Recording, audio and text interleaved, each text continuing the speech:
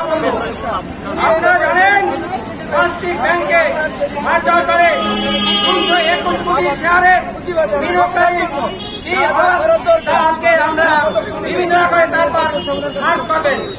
এই প্লাস্টিক ব্যাংকে বিনিয়োগকারীদের 10 লক্ষ পুঁজি আটকা আছে। এই পুঁজি ফয়সালা না করে কোনো কাজ করা চলবে না এবং এই নতুন ব্যাংকে সমস্ত বিনিয়োগকারীদের পুঁজি বরাদ্দ করতে হবে 1:1 এবং সেই সাথে যারা এই পুঁজি বাজারের সাথে ঘটনায় জড়িত প্রত্যেক কর্মকর্তাকে আইনের আওতায় বিনিয়োগকারীদের ন্যায্য দাবি ফিরিয়ে দিতে হবে।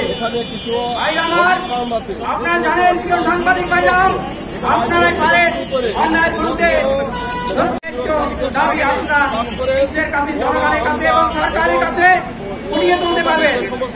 আমার অনুরোধ রইল যারা এই ব্যাংকগুলোকে মার্জার করছে গত 1 বছর অথবা 6 মাসে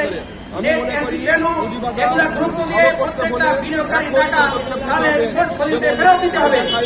আপনারা জানেন বাংলাদেশ ব্যাংকের নির্বাহী পরিচালক তিনি বলেছেন যে বিনিয়োগকারীরা যদি চায় আবেদন করে তাহলে তাদের কথা বিবেচনা করা হতে পারে। বিনিয়োগকারীরা কেন ভিখারির মতো আবেদন করবে? আপনারা এরকম বিনিয়োগকারী করে